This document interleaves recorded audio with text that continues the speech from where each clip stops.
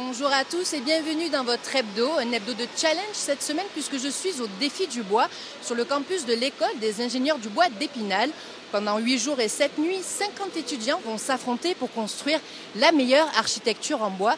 Le top départ a été lancé ce samedi, c'est parti.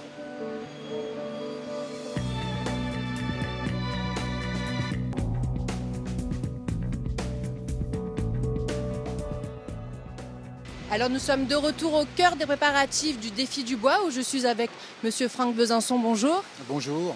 Alors vous êtes enseignant à l'ENSTIB et à l'école d'architecture de Nancy, les deux principaux organisateurs de cet événement unique en France qui dure depuis 14 ans. Alors chaque année il y a une thématique et cette année la thématique vient d'être dévoilée. Oui, alors il s'agit en fait de petites micro-architectures qui vont s'implanter dans un musée extérieur, c'est-à-dire un conservatoire de plantes. Donc il s'agit en l'occurrence du Jardin botanique de Nancy, où en fait on propose 10 micro-architectures qui vont s'implanter au milieu de 10 sites qui ont été répertoriés par les personnes du Jardin botanique et qu'on va venir compléter pour donner une information pédagogique. Alors avec quelles contraintes les étudiants vont devoir réaliser ces 10 micro-architectures?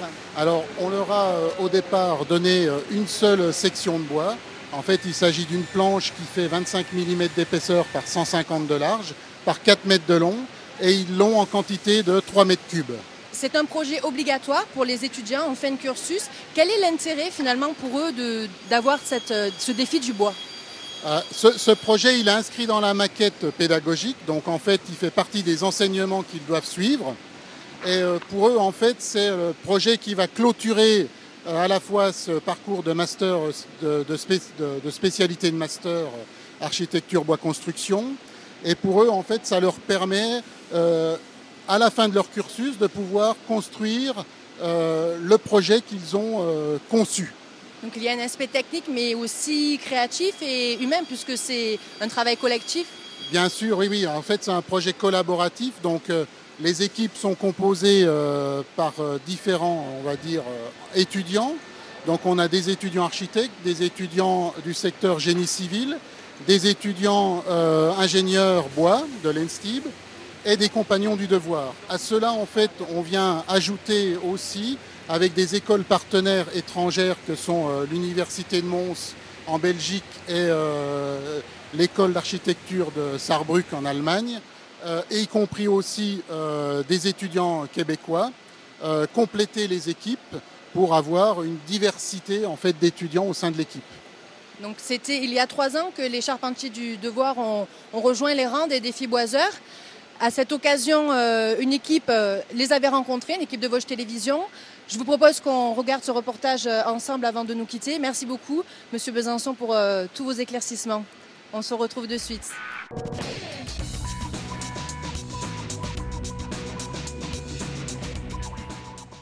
Il était un peu plus de 20 h ce mardi, mais il faisait encore suffisamment jour pour permettre de continuer à travailler sur les constructions bois. Car dans toutes les têtes de ces élèves, la priorité était de respecter les délais. Pour avoir tout achevé ce 23 avril, c'est aussi cela les défis du bois, avec une petite nouveauté cette année, dans chaque équipe, un compagnon du devoir.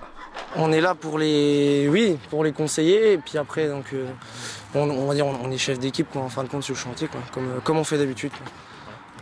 Après, oui, il y a des petits trucs, il y a des petites difficultés, on voit ça ensemble, et puis après, si c'est bien expliqué, ça roule. Vous travaillez le jour et vous travaillez le soir jusqu'à très tard, 23 h à peu près. Jusqu'à 23 h. Ouais. C'est pas facile ces rythmes. C'est pas facile. Nous on a l'habitude, on va dire, sur le Tour de France, quoi. Après, on est là pour ça. C'est les défis du bois et puis on est une équipe et puis s'il y a un coup de mou, on se relance tous ensemble et puis on y va, quoi. Dans l'équipe d'encadrement, une quinzaine de personnes, un autre compagnon, Philippe, plutôt ravi de voir, nous les appellerons les maisonnettes, se dresser. On commence aussi à réaliser que les délais sont là aussi. Et vous voyez quand même là, on a autour de nous des gens qui mettent quand même un certain cœur à l'ouvrage, quoi.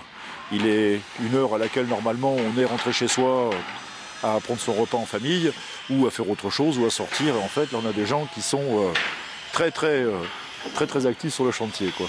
Le défi étant peut-être aussi pour ces différents corps de métier sur place de réussir à composer. Non mais on l'a fait.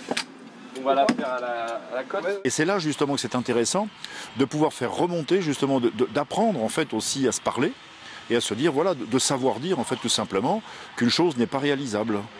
Mais maintenant aussi, le charpentier peut faire l'effort de chercher aussi d'autres ressources pour pouvoir faire en sorte que ce qui est demandé au niveau architectural soit quand même réalisable.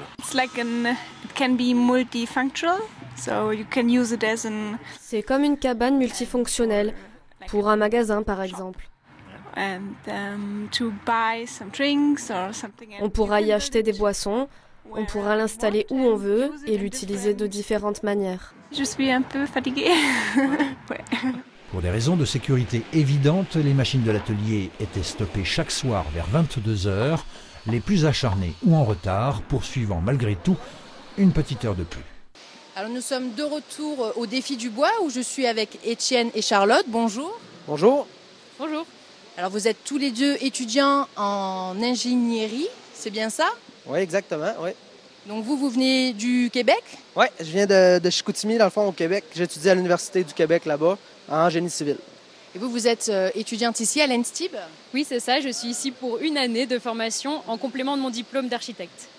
Alors pour vous, ce challenge, c'est vraiment une expérience technique, mais aussi humaine et créative. Au total, vous êtes 10 équipes de 5 étudiants, donc 2 étudiants en architecture, 2 étudiants en ingénierie et un charpentier du devoir, avec chacun des rôles bien prédéfinis. Alors on va commencer par votre équipe. Est-ce que vous pouvez nous en dire plus sur votre structure, votre projet? Quelles sont ses spécificités? Alors on est dans le site du jardin botanique de Nancy, où il y a la forêt japonaise. Donc notre objectif à nous, c'est de faire quelque chose de japonisant. On a pris le modèle de l'estampe, qui sont des cadrages d'extraits de paysages.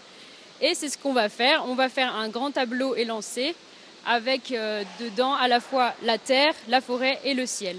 Donc ça formera comme un haïku structurel et dans une espèce de petit temple de contemplation.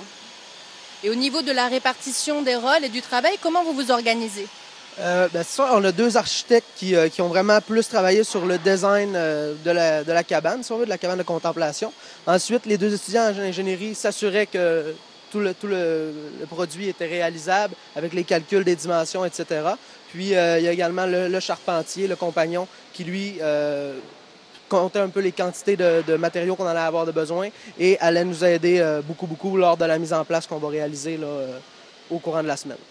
Donc, au total, il y a 50 défiboiseurs qui sont donc français mais aussi étrangers, comme vous qui venez du Québec. Pourquoi vous avez tenu à participer à ce défi du bois? Bien, c'est sûr que de base, je suis très intéressé là, en structure de bois puis tout ce qui touche à ce matériau aussi. Puis ici en Europe, en France, vous êtes beaucoup plus développés que nous en Amérique du Nord, au Québec, dans le domaine. Donc, c'était une super belle opportunité pour moi et également les autres qui viennent du Québec. Puis, c'est ça, aussi faire des rencontres, le niveau humain. Et tout le niveau technique, en apprendre davantage, c'est ce qui m'a amené ici. Là. Oui, donc il y a des nouvelles techniques que vous ne connaissez pas, que vous n'avez pas apprises chez vous? Bien, il y a beaucoup de technologies, de machinerie que je vois que j'ai pas eu nécessairement la chance de voir ou d'utiliser chez moi ou même dans mon école, etc. Donc, oui, c'est ça, j'apprends beaucoup de choses, je vois du nouveau. Puis, comme je vous ai dit, là, vous êtes vraiment plus avancés que nous. Donc, ça me permet de prendre un peu de l'avance par rapport à mes collègues peut-être qui sont là-bas, puis essayer de me spécialiser plus là-dedans. Là. Et au niveau du travail en équipe, c'est votre première fois, il me semble, à l'ENSTIB, où vous allez vraiment jusqu'à la réalisation d'un projet de telle envergure. Est-ce que c'est difficile de travailler en équipe? Alors, c'est difficile parfois, surtout quand on est loin les uns des autres. Mais sinon, c'est vraiment enrichissant et on avance beaucoup plus vite avec plus de cerveau que tout seul. Donc, c'est pas trop difficile de se coordonner, de se mettre d'accord? Ça dépend des tempéraments, parce que les personnalités de chacun comptent beaucoup quand on travaille en groupe. Mais en général, ça se passe plutôt bien. On a envie d'avancer tous dans le même sens. Donc, on fait parfois des concessions, mais c'est toujours très enrichissant d'avoir les avis de chacun et ça fait toujours avancer le projet.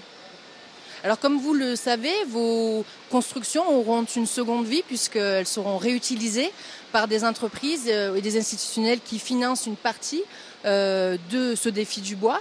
Il y a 2 ans, les swing cases, des boîtes à musique en bois, avaient déjà été utilisées plusieurs fois avant d'être installées à l'école polytechnique de Paris. Et donc, à cette époque, une équipe de Vosges Télévisions s'était rendue sur place, avait suivi le parcours de ces swing cases. Je vous propose qu'on regarde ensemble ce reportage. En tout cas, merci beaucoup pour toutes vos informations et bonne chance pour cette semaine. Merci beaucoup. À tout de suite.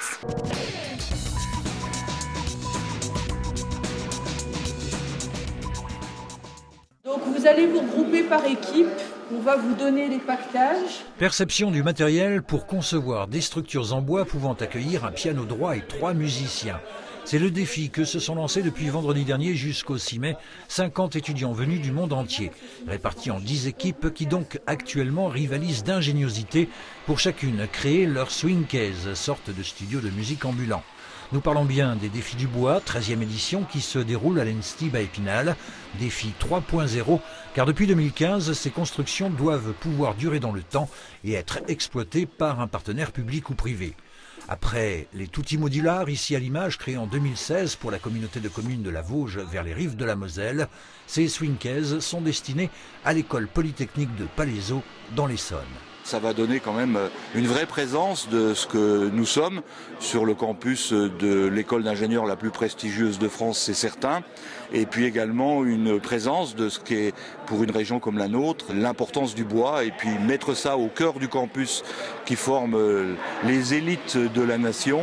Je trouve que ça a du sens et c'est un beau message. Des structures qui certes devront être esthétiques, mais également et entre autres performantes thermiquement et acoustiquement. Capter le son par la structure et puis le musicien va s'entraîner et quand il va ressortir de la structure il se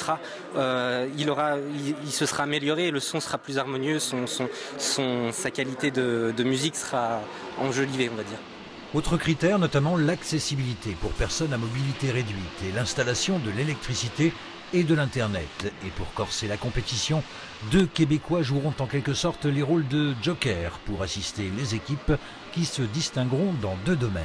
Les équipes vont être évaluées la journée d'avant sur la sécurité dans les travaux, puis sur la façon dont ils font preuve du côté environnemental en réduisant leur consommation de matières premières. Puis les 2 équipes qui vont se démarquer dans ces 2 sujets-là, ils vont avoir un membre de plus, soit moi et l'autre compagnon du Québec. Donc on est comme une autre paire de bras pour aider les participants dans chaque équipe. Un petit coup de main, ça ne fait pas de mal. Jour et nuit, il faudra plancher sur son sujet, car la remise des prix, rappelons-le, aura lieu ce 6 mai. Alors nous sommes de retour au Défi du Bois où je suis avec monsieur Laurent Blairon. Vous êtes directeur de l'Enstib. Nous sommes à côté de ces 2 maquettes réalisées par les étudiants. Est-ce que vous pouvez nous dire si les prototypes qu'ils vont réaliser se réalisent à partir du même volume de bois ou des mêmes matériaux ? Alors cette année on a le même matériau, c'est uniquement du mélèze et on a les mêmes sections, donc c'est 25 mm par 150 et en 4 mètres de long. Donc toutes les structures faites pour le jardin botanique vont être faites du coup avec la même section de bois, intégralement.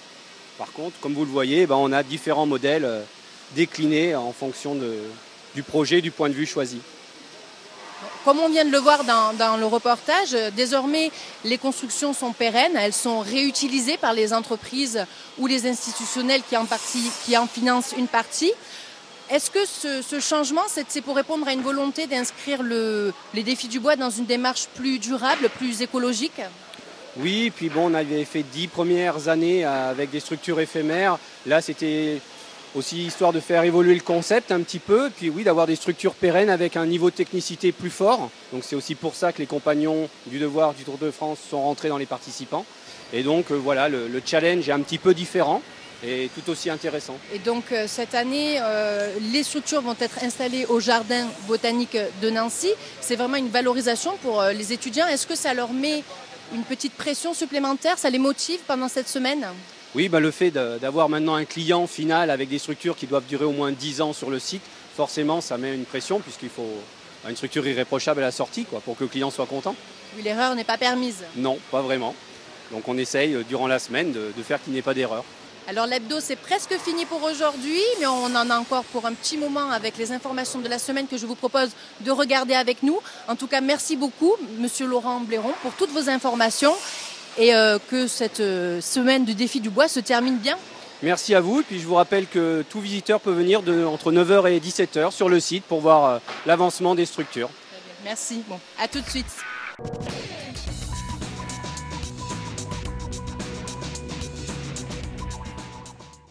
Il n'y a pas eu malice, pas plus qu'enrichissement personnel ou détournement de fonds. C'est ce qu'on pouvait entendre ce jeudi soir en conseil municipal d'Épinal, qui, malgré 3 abstentions et 3 votes contre, a reconnu d'utilité publique les 112 850 € versés entre 2006 et 2014 à la Société civile immobilière des Lauriers, soit une somme de 950 € mensuels, équivalente à la prime de logement à laquelle pouvait prétendre le directeur général des services de la ville de l'époque, Olivier Jaudion.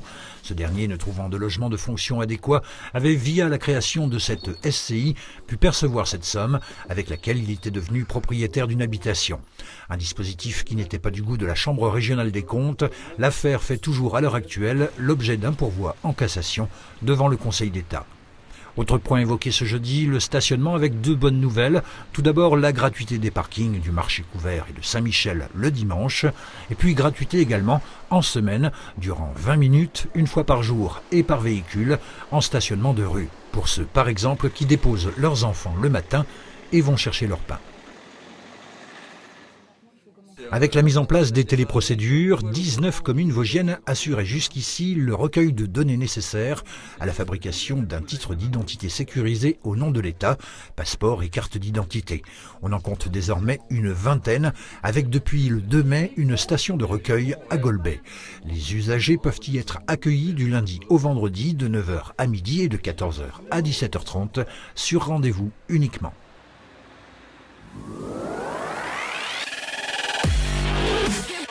Venir s'amuser en famille sur le domaine des lacs de Cap-Avenir-Vosges, ce sera possible dès cet été. On pourra pratiquer du téléski nautique, du wakeboard ou encore du kneeboard, autant d'activités présentées en milieu de semaine. Les travaux ont débuté le mois dernier et s'achèveront fin juin. En partenariat avec la société Wampark qui gérera l'aménagement, la commercialisation et l'exploitation de l'espace, la ville a signé un bail de location de 30 ans. Un investissement de 700 000 € porté par 3 entités, dont la Belle Montagne qui gère entre autres le domaine skiable de la Bresse. 30 à 40 000 visiteurs sont attendus sur le site chaque année. Quelqu'un a forcément trafiqué le dispositif. Mais qui ? Question, qui est le meurtrier ? Murder Party, c'est un jeu interactif mis en place dans le cadre du Festival des Imaginales qui se déroulera du 24 au 27 mai à Épinal. Ce jeudi, une 50aine de participants, des agents de la ville et leurs proches ont pu effectuer une répétition. 8 équipes ont ainsi mené l'enquête en interrogeant les différents suspects. Une séance est prévue le vendredi 25 mai à la bibliothèque. Près de 90 inscrits sont attendus. Et nous terminons ces infos de la semaine avec cette exposition du côté de Golbey. 11 artistes vous y convient, des membres de l'atelier de Golbey Animation, pour admirer leurs œuvres avec une seule technique, utiliser la peinture à l'huile. C'est à voir à la salle Barbelouze jusqu'à mercredi prochain. L'hebdo, c'est fini pour aujourd'hui, mais pour les étudiants, la compétition ne fait que commencer. Alors on leur souhaite bonne chance pour cette semaine. Quant à nous, on se retrouve la semaine prochaine dans votre hebdo.